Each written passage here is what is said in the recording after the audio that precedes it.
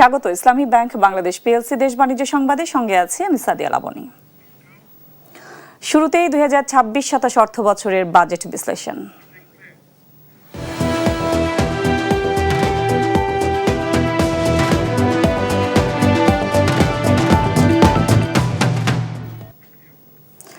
আগামীকাল ঘোষণা হতে যাচ্ছে প্রধানমন্ত্রী তারেক রহমান সরকারের প্রথম বাজেট। 2026-27 অর্থ বছরে এই বাজেটের আকার 9,38,000 কোটি টাকা, যা দেশের ইতিহাসের সর্বোচ্চ, যেখানে রাজস্ব আয়ের লক্ষ্যমাত্রা ধরা হচ্ছে 6,95,000 কোটি টাকা। জিডিপি প্রবৃদ্ধির লক্ষ্য থাকছে 6.5%।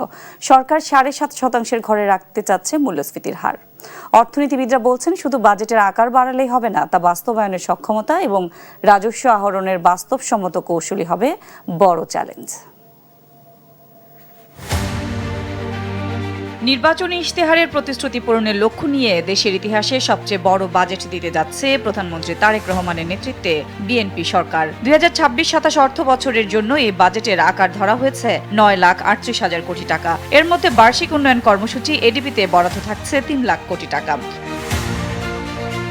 পরিচালন ব্যয়ের মধ্যে ঋণের সুদ পরিশোধে যাবে সর্বোচ্চ বরাদ্দ। এরপরেই সর্বোচ্চ ব্যয় হবে ভর্তুকিতে, যার পরিমাণ প্রায় 1,20,000 কোটি টাকা।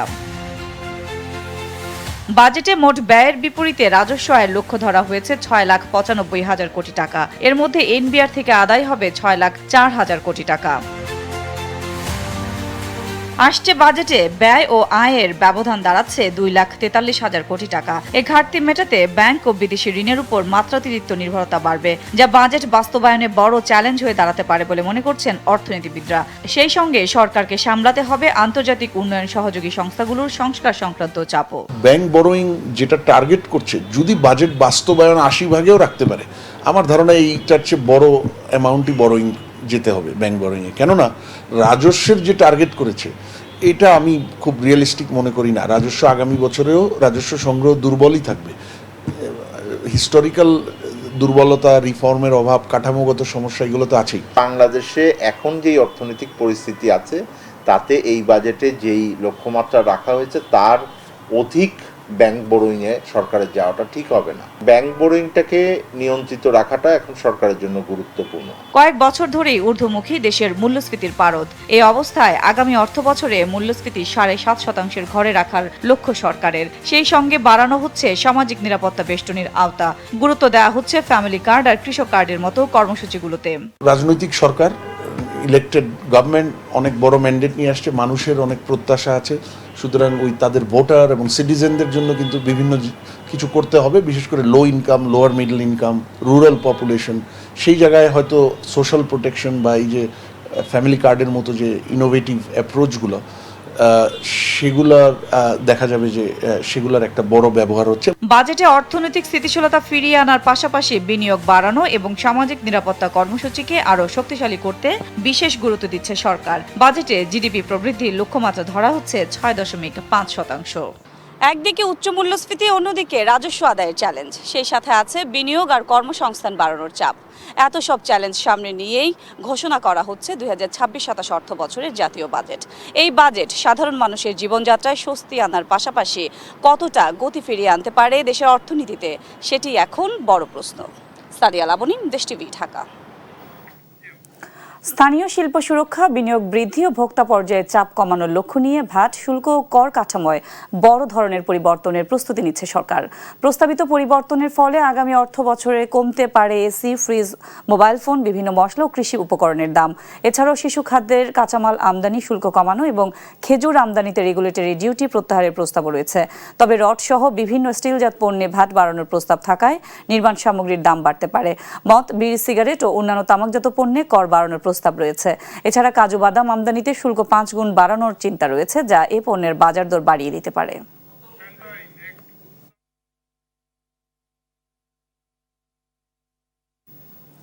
বাংলাদেশি ব্যবসা প্রতিষ্ঠানগুলোর জন্য আন্তর্জাতিক উন্নয়ন প্রকল্পে অংশগ্রহণের নতুন সুযোগ তুলে ধরতে অনুষ্ঠিত হয়েছে এডিবি বিজনেস অপরচুনিটিজ সেমিনার। বুধবার রাজধানীর আগারগাঁয়ে দিনব্যাপী আয়োজনে এশীয় উন্নয়ন ব্যাংক, বিশ্ব ব্যাংক এবং সরকারি ক্রয় ব্যবস্থাপনা সংশ্লিষ্ট প্রতিনিধিরা ব্যবসায়ীদের সামনে তুলে ধরেন প্রকল্প ভিত্তিক কাজের সুযোগ, নতুন ক্রয় নীতিমালা এবং বৈশ্বিক প্রতিযোগিতায় অংশগ্রহণের পথ। বক্তারা বলেন, বাংলাদেশের চলমান ও আসন্ন বিভিন্ন অবকাঠামো, জ্বালানি, পরিবহন ও নগর উন্নয়ন প্রকল্পে স্থানীয় প্রতিষ্ঠানের অংশগ্রহণ বাড়ানোর সুযোগ রয়েছে। সরকারের উন্নয়ন অগ্রাধিকার বাস্তবায়নে আগামী বছরগুলোতে বিপুল পরিমাণ প্রকল্প বিনিয়োগ আসবে। সেই সুযোগ কাজে লাগাতে এখন থেকেই আন্তর্জাতিক ক্রয় নীতি ও দরপত্র প্রক্রিয়ার সঙ্গে পরিচিত হওয়ার পরামর্শ দিয়েছেন সংশ্লিষ্টরা।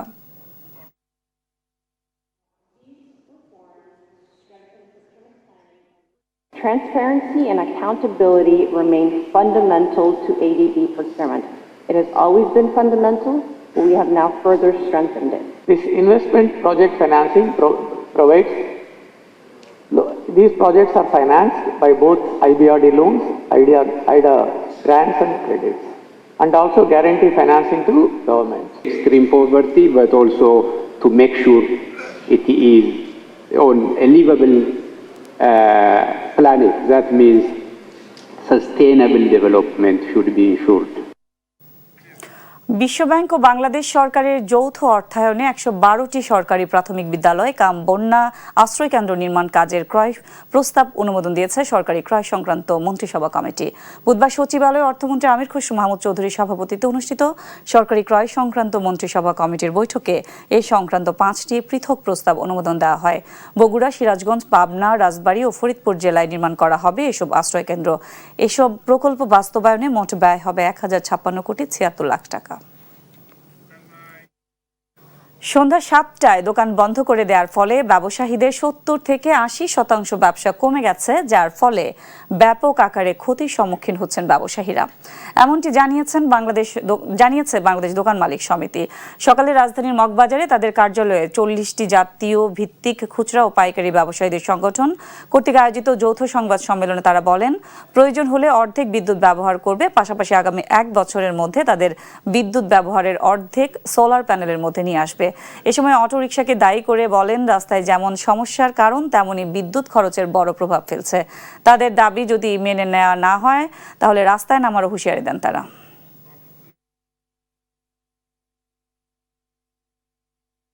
আমাদেরকে রাত্র 12:30 পর্যন্ত দোকানপাট খোলা রাখার ব্যবস্থা করে দেওয়া। প্রয়োজনে আমরা অর্ধেক বাতি জ্বালাবো। আমরা আপনাদের সামনে কথা দিচ্ছি, আমরা প্রয়োজনে অর্ধেক বাতি জ্বালাবো। সাথে সাথে এও কথা দিচ্ছি, আমাদেরকে 1 বছর সময় দেন, আমরা প্রত্যেক মার্কেটে দোকান সময় আমরা সোলার বিদ্যুতের ব্যবস্থা গ্রহণ করব। চীনের আগে মালয়েশিয়াতেই হতে পারে প্রধানমন্ত্রী তারেক রহমানের প্রথম বিদেশ সফর। চলতি মাসেই তার মালয়েশিয়া সফরের জোর সম্ভাবনা আছে। এ সফর ঘিরে প্রত্যাশা বাড়ছে শ্রমবাজারে। এ খাতের সঙ্গে সংশ্লিষ্টদের দাবি, প্রধানমন্ত্রীর এই সফরেই ঘোষণা আসবে মালয়েশিয়া দীর্ঘদিনের বন্ধ শ্রমবাজার খোলার। বিশেষজ্ঞরা বলছেন, তাৎক্ষণিকভাবে না হলেও প্রধানমন্ত্রীর সফরের সুফল আসবে বিভিন্ন ধাপে। এ ব্যাপারে দুদেশের মধ্যে চুক্তির তাগিদ দেন তারা। তৌফিক মাহমুদ মুন্নার রিপোর্ট।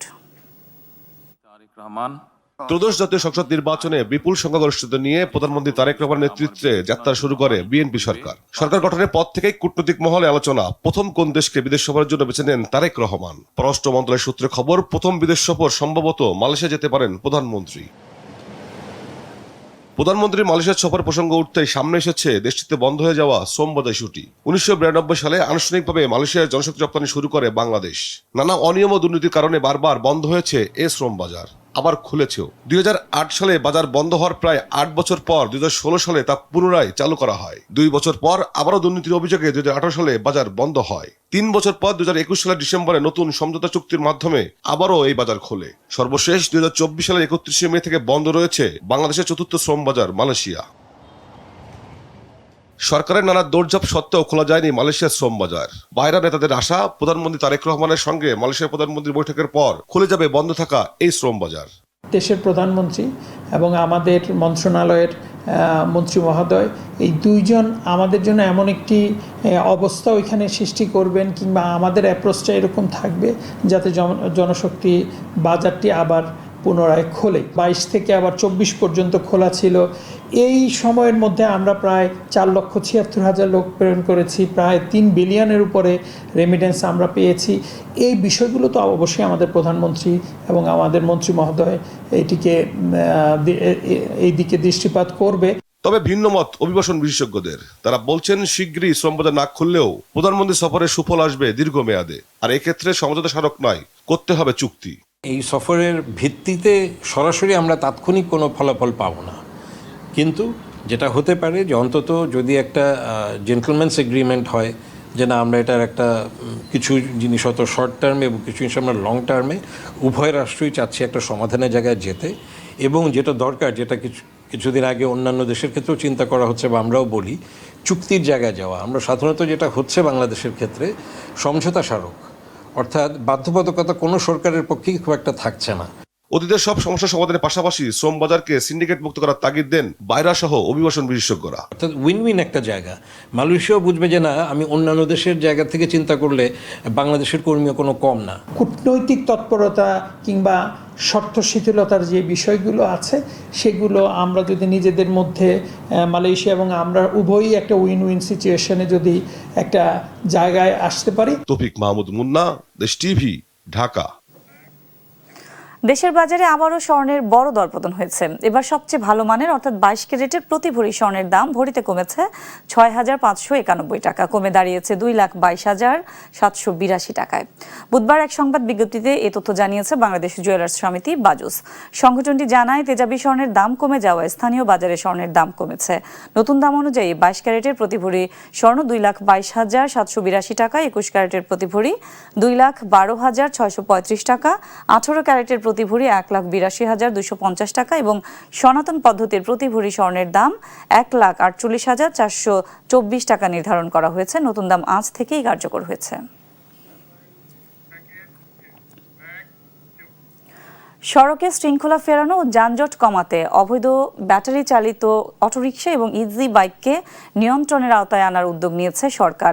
নতুন বৈদ্যুতিক 3 হুইলার ব্যবস্থাপনা নীতিমালা 2025-এর মাধ্যমে এসব যানবাহনকে লাইসেন্স, রুট পারমিট ও ট্র্যাকিং ব্যবস্থার আওতায় আনা হবে। একই সঙ্গে করের আওতায় আসছে ব্যাটারি চালিত অটোরিকশা। আর যাত্রী সেবায় পরিবর্তন আনতে গণপরিবহন খাতেও নেওয়া হচ্ছে নতুন উদ্যোগ। অটোরিকশা নিয়ে ঝর্ণা রায়ের বিশেষ রিপোর্টের আজ শেষ পর্ব। ক্যামেরায় ছিলেন ইশতি সোহেল।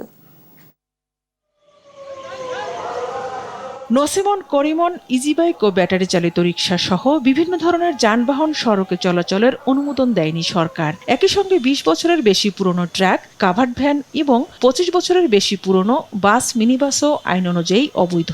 এই অবৈধ ও মেয়াদ উত্তীর্ণ 2 ধরনের যানবাহনই এখন দাপিয়ে বেড়াচ্ছে দেশের সড়ক মহাসড়কে। এসব অবৈধ ও ঝুঁকিপূর্ণ যানবাহন উচ্ছেদে অতীতে একাধিক উদ্যোগ নিলেও তা কাজে আসেনি। সারা দেশে কয়েক দফা অভিযান চালিয়ে চালক ও মালিকদের আন্দোলনের মুখে পিছিয়ে যেতে হয় প্রশাসনকে। যাদের সক্ষমতা আছে সড়কে চলাচলের জন্য, যেটা আমি বললাম যে স্ট্যান্ডার্ড বা স্পেসিফিকেশন অনুযায়ী যারা সক্ষম তাদেরকে সড়কে রাখবেন এবং ধীরে ধীরে আপনি লাইসেন্সের আওতায় আনেন, চালকের প্রশিক্ষণের আওতায় আনেন। এটা সময় লাগবে, তবে এই কাজগুলি যদি না করি তাহলে যে অনিয়ন্ত্রিত জন্ম আমরা দেখছি সড়কে, এটা আপনি ঠেকাতে পারবেন না। এই অটোরিকশা নিবন্ধন এবং আওতায় চালকদের লাইসেন্স অর্থাৎ ডাটাবেজের আওতায় নিয়ে আসা এটা অত্যন্ত জরুরি। এবার পরিস্থিতি নিয়ন্ত্রণে আনতে নতুন উদ্যোগ নিয়েছে বর্তমান সরকার। জনদুর্ভোগ কমাতে এবং বাস্তবতা বিবেচনায় নিয়ে ব্যাটারি চালিত যানবাহনগুলোকে নিয়মের মধ্যে আনতে অন্তর্বর্তী সরকারের সময় প্রণয়ন করা বৈদ্যুতিক 3 হুইলার ব্যবস্থাপনা নীতিমালা 2025-এর খসড়া বর্তমানে মতামতের জন্য সড়ক পরিবহন বিভাগের ওয়েবসাইটে প্রকাশ করা হয়েছে। নতুন নীতিমালায় চালকদের জন্য বয়স সীমা এবং প্রয়োজনীয় যোগ্যতা নির্ধারণ করা হয়েছে। সড়ক পরিবহন প্রতিমন্ত্রী হাবিবুর রশিদ জানিয়েছেন, এসব যানবাহনকে একটি সুশৃঙ্খল কাঠামোর আওতায় আনতে কাজ করছে সরকার। এবারই প্রথম এলাকা ভেদে ব্যাটারি চালিত অটোরিকশাকে অগ্রিম আয়করের আওতায় আনা হচ্ছে। মানুষেরও যাতে সমস্যা না হয়, মানুষ যাতে সেবা পায়, সেই জন্য গণপরিবহনটাকে এবং সেখানে ইলেকট্রিক ভেহিকেলের প্রতি গভর্নমেন্ট বেশি আকৃষ্ট এবং অলরেডি সিদ্ধান্ত এসেছেও যে আমরা এই ইলেকট্রিক ভেহিকেলকে বড় গণপরিবহনে বড় বড় বাস এনে এই ঘাটতিটা পূরণ করব। আর দুর্ঘটনা কমাতে এবং ব্যাটারি রিক্সা শৃঙ্খলা ফিরে আনতে অবশ্যই তাদেরকে মহাসড়ক এবং সড়ক থেকে তাদেরকে প্রাথমিক অবস্থায় তাদেরকে নিয়ে যাওয়া হবে যে এলাকার ভিতরে। তার পরবর্তী পর্যায়ে আমরা চেষ্টা করব যে আমাদের সরকার চাচ্ছে যে এলাকা ভিত্তিক মনোরেল করা অথবা এলাকা ভিত্তিক অন্যান্য পরিবহনের মাধ্যমে অথবা তাদেরকে অন্য জায়গায় শিফটিং করে কিছু একটা করা যায় কিনা। প্রতিমন্ত্রী আরও জানান, পর্যায়ক্রমে মেয়াদ উত্তীর্ণ গণপরিবহন সড়ক থেকে সরিয়ে দেওয়া হবে। পাশাপাশি পরিবহন খাতে শৃঙ্খলা আনতে বাস চলাচলের জন্য নির্ধারণ করা হবে আলাদা রুট ব্যবস্থাও। ঝর্ণা রায়, দেশ টিভি, ঢাকা। এবার দেখে নিব দিন শেষে পুঁজিবাজারের আজকের লেনদেন পরিস্থিতি। বুধবার ঢাকা স্টক এক্সচেঞ্জে ডিএসইএক্স সূচক 2 পয়েন্ট কমেছে, কমে দাঁড়িয়েছে ৫,৫১৬ পয়েন্টে। এছাড়া যদি আমরা দেখি ঢাকা স্টক এক্সচেঞ্জে আজ লেনদেন হওয়া প্রতিষ্ঠানগুলোর মধ্যে দর বেড়েছে 149টির, কমেছে 178টির, অপরিবর্তিত রয়েছে 64টি দর। লেনদেন গত কার্যদিবসের তুলনায় 177 কোটি 79 লাখ টাকা বেড়ে দাঁড়িয়েছে 1210 কোটি 5 লাখ টাকায়। এছাড়া ঢাকা স্টক এক্সচেঞ্জে আজ লেনদেন হওয়া প্রতিষ্ঠানগুলোর মধ্যে টপ গেইনারের তালিকায় প্রথম অবস্থানে ছিল বাংলাদেশ থাই অ্যালুমিনিয়াম লিমিটেড, দ্বিতীয় অবস্থানে ছিল আইএফআইসি ফার্স্ট মিউচুয়াল ফান্ড, তৃতীয় অবস্থানে ছিল অ্যাপেক্স স্পিনিং ও নিটিং মিলস লিমিটেড। এছাড়া যদি আমরা দেখি টপ লুজারের তালিকায় আজ প্রথম অবস্থানে ছিল Bangladesh export import company limited, দ্বিতীয় অবস্থানে ইসলামী ব্যাংক বাংলাদেশ পিএলসি, তৃতীয় অবস্থানে ছিল ফরেস্ট ফাইন্যান্স ও ইনভেস্টমেন্ট লিমিটেড। চট্টগ্রাম স্টক এক্সচেঞ্জে যদি আমরা দেখি সার্বিক সূচক আজ কমেছে 73 পয়েন্ট, কমে দাঁড়িয়েছে 15,244 পয়েন্টে। এছাড়া সিএসসিতে লেনদেন হওয়া প্রতিষ্ঠানগুলোর মধ্যে আজ দর বেড়েছে 108টির, কমেছে 99টির, অপরিবর্তিত রয়েছে 30টির দর। লেনদেন হয়েছে 24 কোটি 33 লাখ টাকা। টাকার সঙ্গে যদি আমরা প্রধান আন্তর্জাতিক মুদ্রার বিনিময় হার দেখে নেই, সেক্ষেত্রে আমরা দেখতে পাচ্ছি বুধবার ইউএস ডলার কিনতে খরচ হয়েছে 123 টাকা 25 পয়সা, বিক্রি হয়েছে 122 টাকা 25 পয়সায়। পাউন্ডের ক্রয় মূল্য ছিল 169 টাকা 26 পয়সা, বিক্রি হয়েছে 162 টাকা 19 পয়সায়। ইউরো কিনতে খরচ হয়েছে 147 টাকা 11 পয়সা, বিক্রি হয়েছে 142 টাকা 28 পয়সায়। এছাড়া জাপানি ইয়েনের ক্রয় মূল্য ছিল 79 পয়সা, বিক্রি হয়েছে 72 পয়সায়। সৌদি রিয়াল কিনতে খরচ হয়েছে 33 টাকা 21 পয়সা, বিক্রি হয়েছে 32 টাকা 45 পয়সায়। মালয়েশিয়ান রিঙ্গিতের ক্রয় মূল্য ছিল 30 টাকা 82 পয়সা, বিক্রি হয়েছে 29 টাকা 91 পয়সায়। এছাড়া যদি আমরা দেখি সিঙ্গাপুরি ডলারের আজ ক্রয় মূল্য ছিল 99 টাকা 7 পয়সা, বিক্রি হয়েছে 94 টাকা 54 পয়সা। ইন্ডিয়ান রুপি কিনতে খরচ হয়েছে 1 টাকা 37 পয়সা, বিক্রি হয়েছে 1 টাকা 21 পয়সায়। চাইনিজ ইয়েনের ক্রয় মূল্য ছিল 19 টাকা 99 পয়সা, বিক্রি হয়েছে 17 টাকা 99 পয়সায়। এবার দেখে নেব চাকরির খবর। নিয়োগ বিজ্ঞপ্তি প্রকাশ করেছে সেভ দ্য চিলড্রেন। আন্তর্জাতিক বেসরকারি সংস্থাটি কোঅর্ডিনেটর পদে জনবল নিয়োগের জন্য বিজ্ঞপ্তি দিয়েছে। 10 জুন থেকে আবেদন নেওয়া শুরু হয়েছে। আবেদন করা যাবে 17 জুন পর্যন্ত। আগ্রহী প্রার্থীরা অনলাইনে আবেদন করতে পারবেন। এদিকে নিয়োগ বিজ্ঞপ্তি প্রকাশ করেছে এসিআই মোটরস। প্রতিষ্ঠানটির ওয়াটার পাম্প বিজনেস বিভাগ প্রোডাক্ট এক্সিকিউটিভ পদে জনবল নিয়োগের জন্য এই বিজ্ঞপ্তি দিয়েছে। 9 জুন থেকে আবেদন নেওয়া শুরু হয়েছে। আবেদন করা যাবে 1 জুলাই পর্যন্ত। আগ্রহী প্রার্থীরা অনলাইনে আবেদন করতে পারবেন। এই ছিল ইসলামী ব্যাংক পিএলসির সৌজন্যে দেশ বাণিজ্য সংবাদে। পরের বুলেটিন দেখার আমন্ত্রণ রইল। দেশ টিভির সঙ্গেই থাকুন।